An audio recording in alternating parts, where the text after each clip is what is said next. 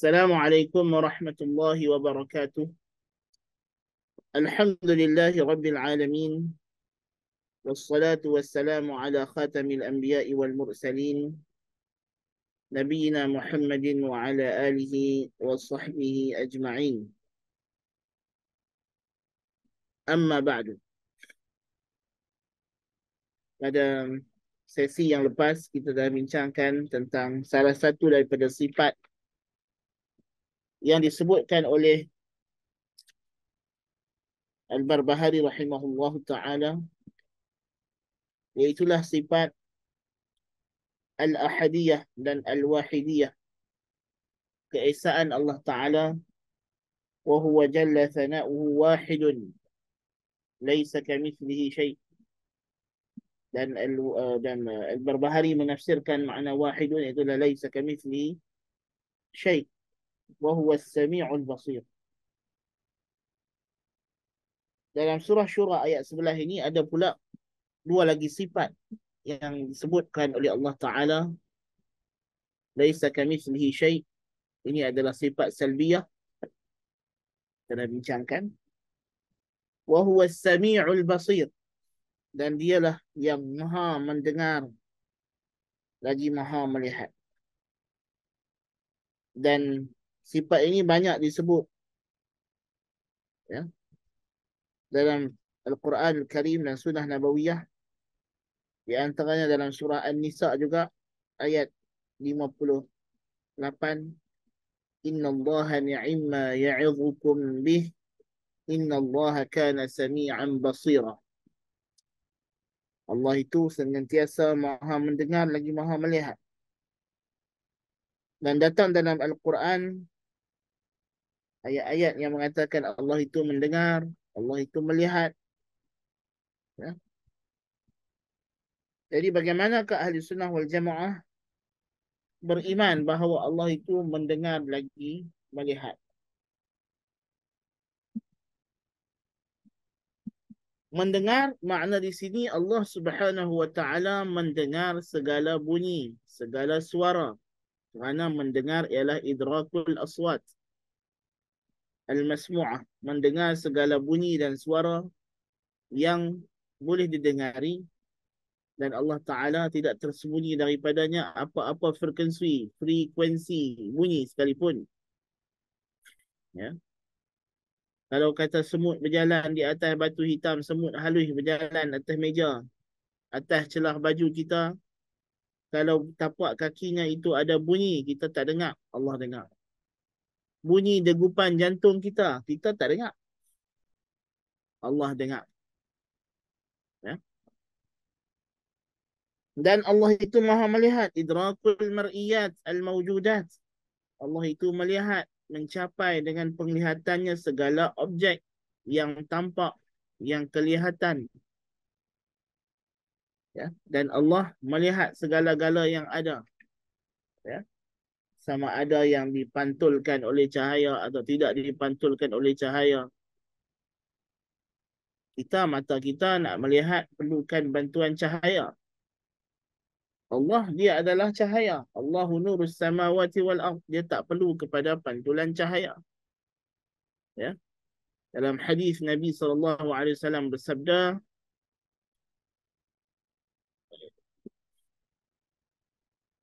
apa nama, hijabuhu nur. Allah Ta'ala itu hijabnya adalah cahaya.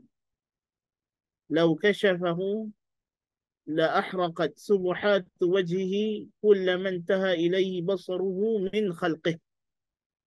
Jikalau Tuhan singkapkan hijabnya itu, maka cahaya wajahnya akan, cahaya Allah Ta'ala itu sendiri, cahaya wajah Allah Ta'ala akan membakar segala apa yang dicapai oleh penglihatannya daripada makhluknya. Jadi Tuhan, penglihatan Tuhan mencapai segala-galanya. Tidak tersembunyi suara yang pelan, suara yang nyaring, ya. Tuhan dengar. Yang benda, yang objek yang ada, yang boleh dilihat, yang wujud, apa saja yang wujud, yang boleh dilihat daripada objek-objek Sama ada pantulan cahaya atau tak ada pantulan cahaya, Allah melihat. Ya, Allah nampak. Ya, segala perbuatan kita yang orang lain tak nampak, Allah Ta'ala nampak. Kesimpulan mazhab ahli sunnah wal jamaah adalah Allah Subhanahu wa Ta'ala mendengar segala suara dengan pendengaran yang layak baginya. Dan Allah mendengar segala suara yang baharu, yang berulang-ulang, dengan pendengaran yang baharu, yang berulang-ulang, yang bertakluk dengan setiap suara yang baharu. Makna kata Allah mendengar seseorang yang bercakap ketika dia bercakap. Sekarang saya duduk bercakap. Ya?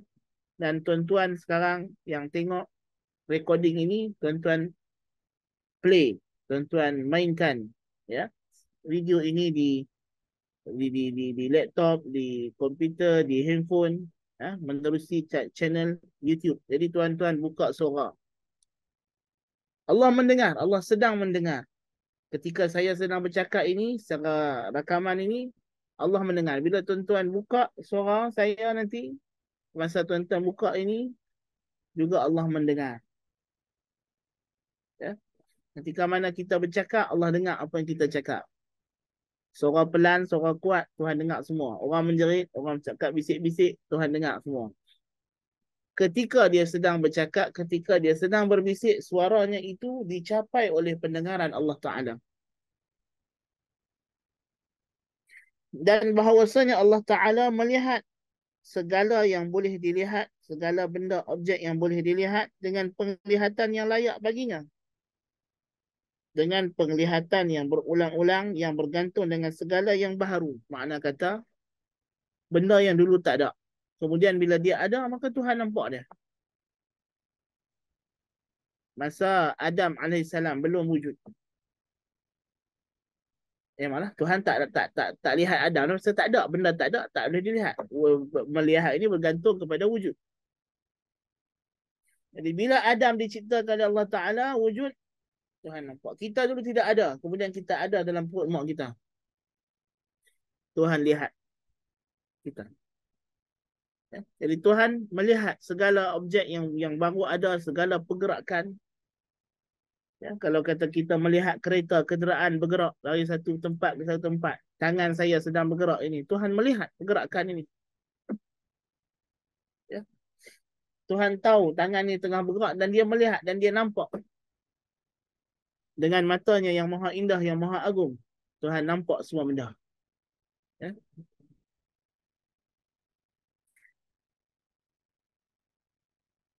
Maka pendengar dan melihat di sisi ahli sunnah wal jamaah dari sudut jenisnya adalah qadim. Tuhan sejak azali mempunyai sifat mendengar dan melihat. Walaupun perbuatan bertakluknya objek yang didengari dan yang dilihat itu baharu dan berulang-ulang.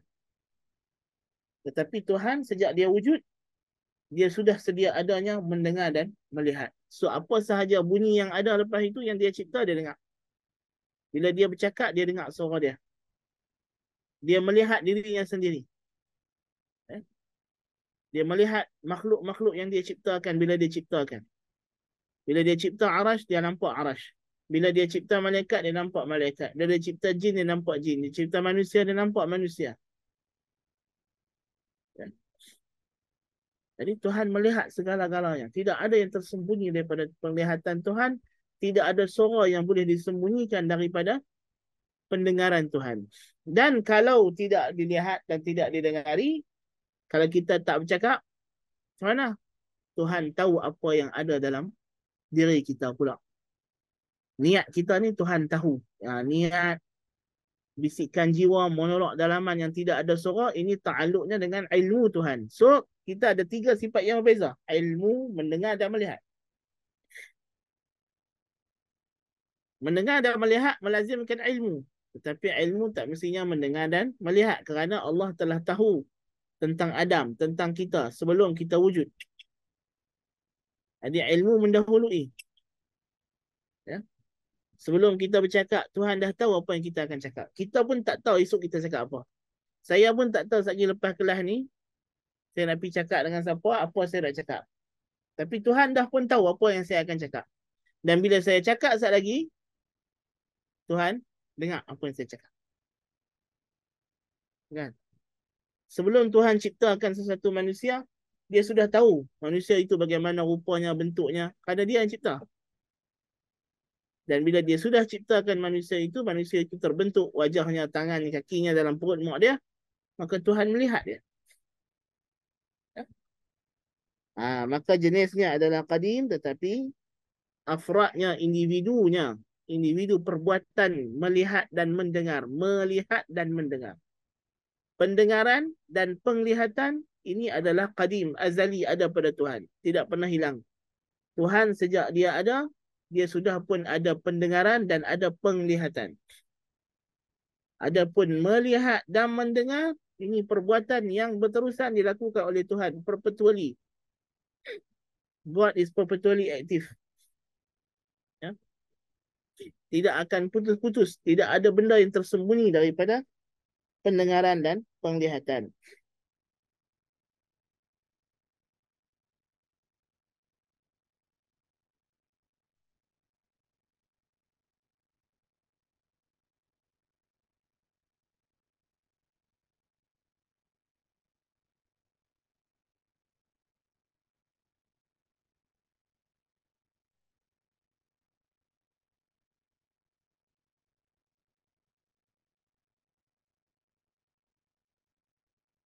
Okey? Jadi ini kita kena faham. Di sini ada perbezaan antara akidah ahli sunnah wal jamaah dengan akidah ahli kalam yang menafikan perpetualness, keberlangsungan, berterusannya perbuatan Tuhan. Ya, sebab itu ada sebahagian ahli sunnah wal jamaah mereka kurang faham masalah ini. Even dalam kalangan ilmuan, ulama-ulama, setengahnya mereka kurang teliti. Mereka itlakkan mendengar dan melihat adalah sifat zatiyah.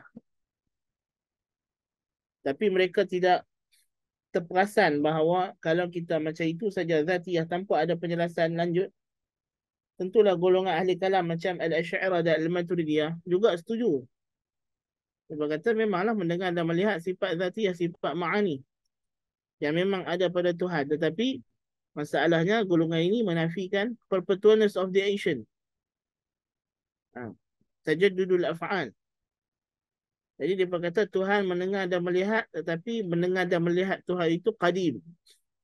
Mereka tak bezakan di antara jenis pendengaran dan penglihatan dengan perbuatan mendengar dan melihat.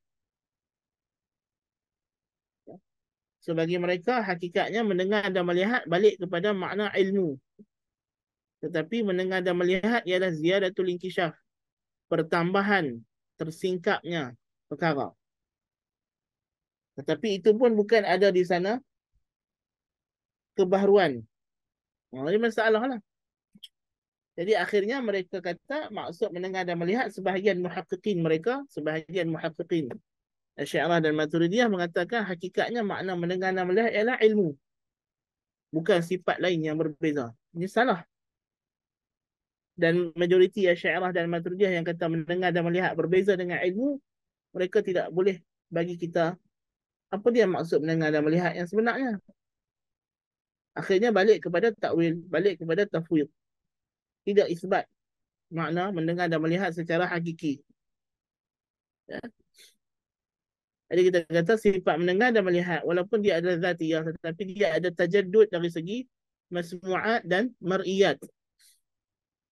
Benda yang didengari dan dilihat. Ini ada dia punya perpetualness. Dia ada apa kita kata kebaharuan di situ. Tajaddudiyah. Berulang-ulang.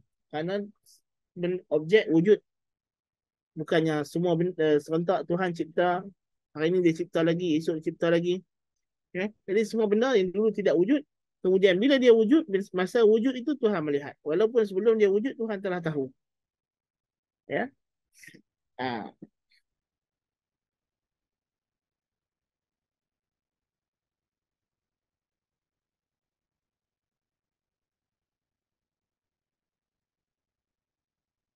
Dan Ahli Sunnah wal Jamaah juga mengatakan bahawa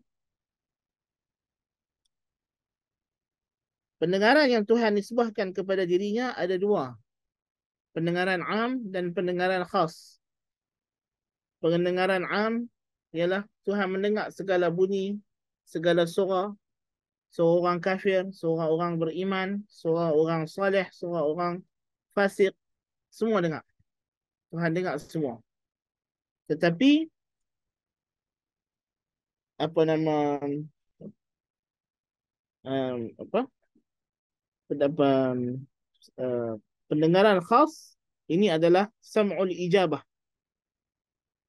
Pendengaran yang khusus yang makna Tuhan mendengar dan menyahut panggilan dan seruan hamba-Nya. Ini doa. Ya. Jadi di sana ada sam'un khas. Ya. Yang mana seperti mana kita kata dalam salat, sami'allahu liman hamidah. Bukan makna Allah tak dengar lain daripada tahmid, Tuhan tak dengar, Tuhan dengar semua. Tapi makna sami'allahu liman hamidah ini Allah mendengar dan menyahut pujian hamba-Nya tadi. Ya. Macam bila Tuhan dengar kita kata alhamdulillahi rabbil alamin. Tuhan jawab balik tak? Tuhan jawab. Tuhan kata hamidani abdi. Hamba-Ku memujiku. Ar-Rahmanir Rahim. Tuhan kata asna alayya abdi. Tuhan hamba-Ku mengulang pujiannya kepadaku. Maliki yaumiddin. Majjadani abdi. Tuhan kata hamba-Ku mengagungkan aku. Iyyaka na'budu wa iyyaka nasta'in. Tuhan jawab, hadza baini wa baina abdi wa li abdi ma sa'al. Ini perjanjian antara aku dengan hamba-Ku dan untuk hamba-Ku apa yang dia minta. Ihdinas siratal mustaqim siratal ladzina an'amta 'alaihim ghairil maghdubi 'alaihim waladdallin. Ini Tuhan kata hadza li 'abdi wa li 'abdi mas'al. Ini untuk hamba-Ku dah bagi hamba-Ku apa yang dia minta. Jadi Tuhan bila orang mukmin berdoa, baca Quran, ya. Bahkan bila kita baca Quran, Allah memberikan perhatian, pendengaran yang fokus kepada orang yang baca Quran. Nah, ini pendengaran yang bersifat khas. Pendengaran yang bersamaan dengannya perlindungan. Allah Ta'ala kata dekat Nabi Musa dengan Nabi Harun, innani ma'akuma asma'u wa ara. Sesungguhnya aku bersama kamu, aku menyokong kamu, menjaga kamu, memelihara kamu. Aku mendengar dan aku melihat. Ini pendengaran yang bersamaan dengannya riayah dan al-hifz. Riayah dan al-wiqayah. Pendengaran yang bersama dengannya penjagaan. Penglihatan yang bersama dengannya inayah dan riayah. Pemerhatian khusus, penjagaan, pengawasan. Ya. Ini ada pendengaran am yang meliputi semua makhluk. Ada pendengaran khas untuk orang beriman, untuk orang-orang yang beramal saleh.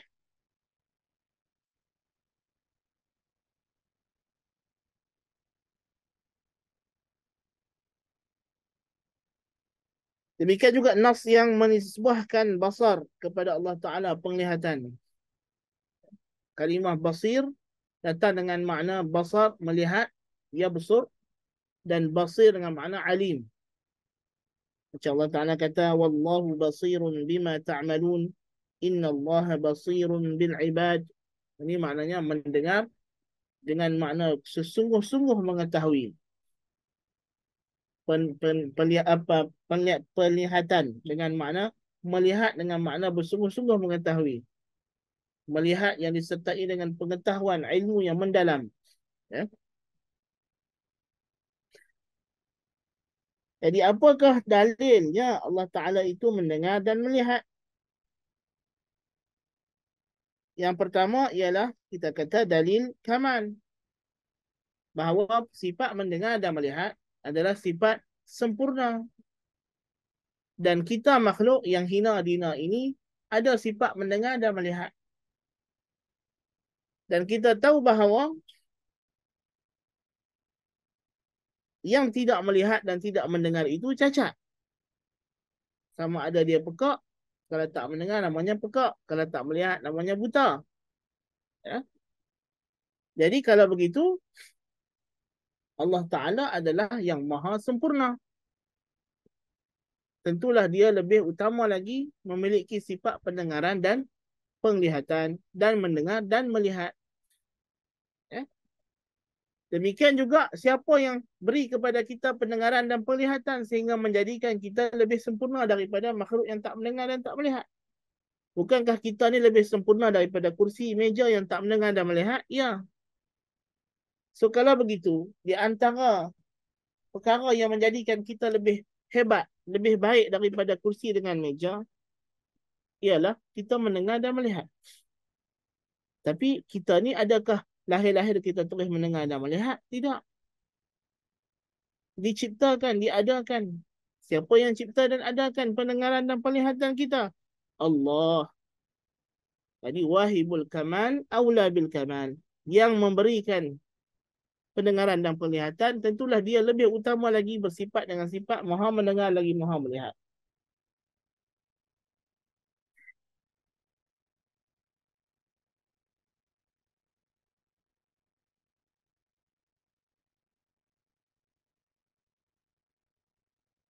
Dan dari sudut keharusan akal, adakah Tuhan harus mendengar dan melihat? Ya, Tuhan harus mendengar dan melihat. Karena mendengar dan melihat bukan sifat aib, bahkan sifat elok, sifat sempurna. As long as ianya harus, maka wajib bagi Tuhan. Karena Tuhan, apa yang harus baginya adalah wajib. Apa yang harus, maka Tuhan wajib ada. Pasal apa? Pasal Tuhan bukan ada siapa yang nak halang dia daripada bersifat dengan kesempurnaan tersebut. Harus ini pada kita hukum akal, pada makhluk. Kerana makhluk harus mendengar dan harus tidak mendengar. Tapi Tuhan dia tak ada pilihan yang kedua. Tidak harus tidak mendengar. Tidak, tak boleh. Kerana tidak mendengar ialah cacat. Tidak melihat adalah kebutaan, ya cacat. Aib. Ya.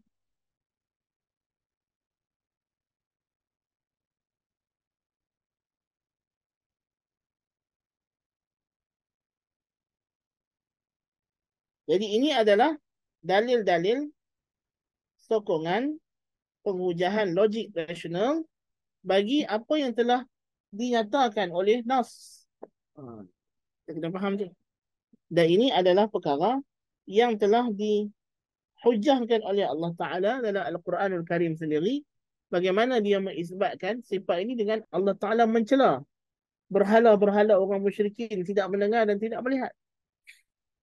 Bukankah Tuhan mencela berhala bahawa berhala ni tak boleh melihat? Tuhan mencela berhala dia tak boleh mendengar. Tuhan mencela sembahan-sembahan orang musyrikin daripada makhluk-makhluk mereka tak boleh mendengar permohonan yang disampaikan kepada mereka. Sama ada mendengar kerana dia batu, memang dia pekak, ataupun dia orang yang dah mati, atau kerana dia jauh.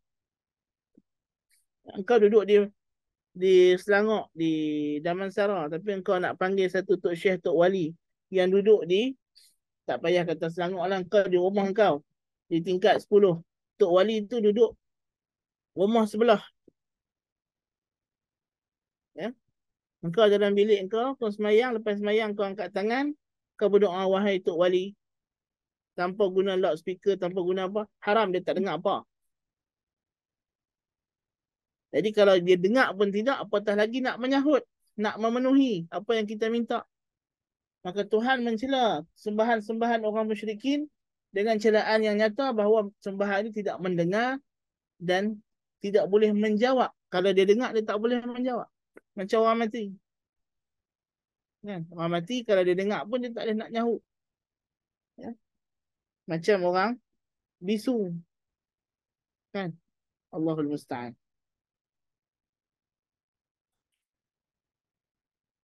Adapun dari segi dalil naqli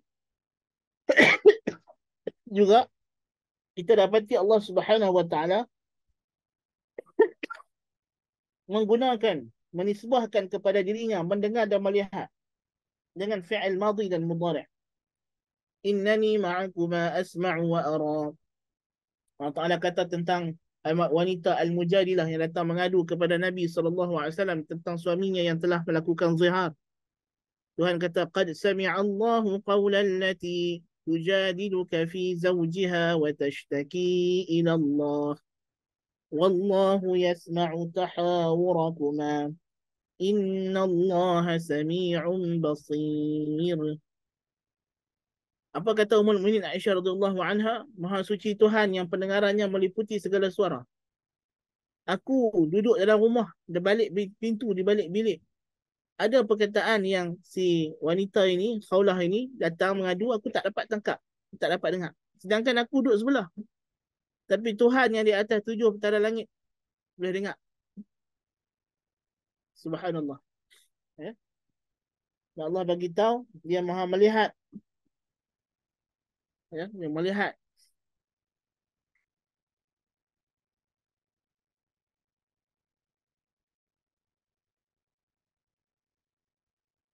Sabda Nabi SAW,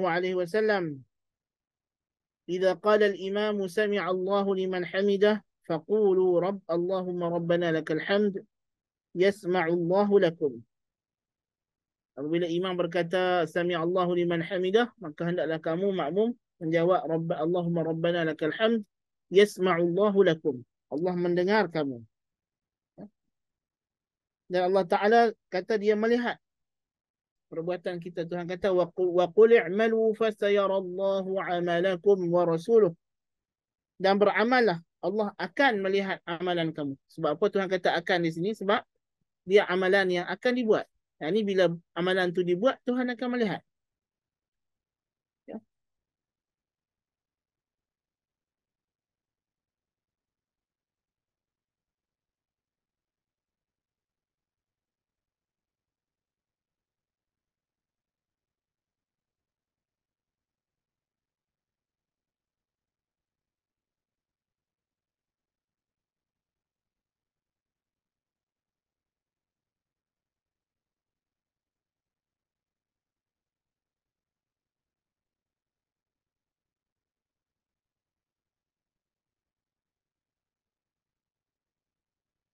Dan asalnya sifat Allah Ta'ala yang berbentuk perbuatan, maka dianya adalah sifat yang berulang-ulang, ada perpetualnessnya berkaitan dengan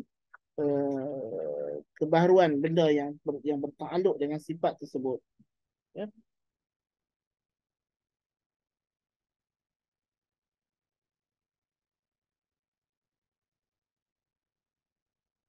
Maka sifat mendengar dan melihat adalah sifat yang kita namakan, sebagian ulama menambahkan satu dari kategori sifat namanya zatiyah fi'liyah.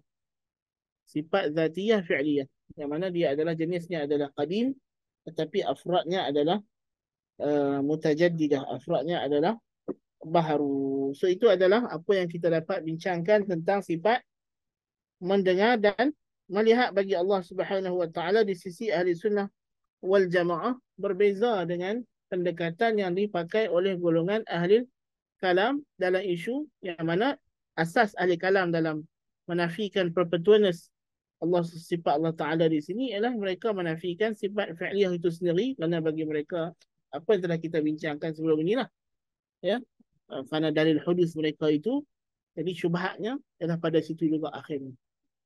So kalau kita sejahtera daripada syubhat itu, kita tidak ada masalah dengan dalil hudus, maka kita juga tidak ada masalah untuk menerima apa yang telah Allah Ta'ala nyatakan dalam Al-Quran dan As-Sunnah.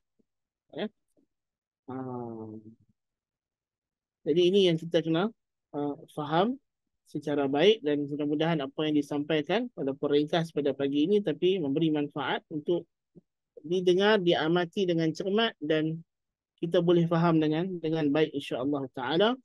Aqulu qawli hadza wa astaghfirullahal azim li wa lakum. Subhanakallahumma bihamdika asyhadu an la ilaha illa anta astaghfiruka wa atubu ilaik. Assalamualaikum warahmatullahi wabarakatuh.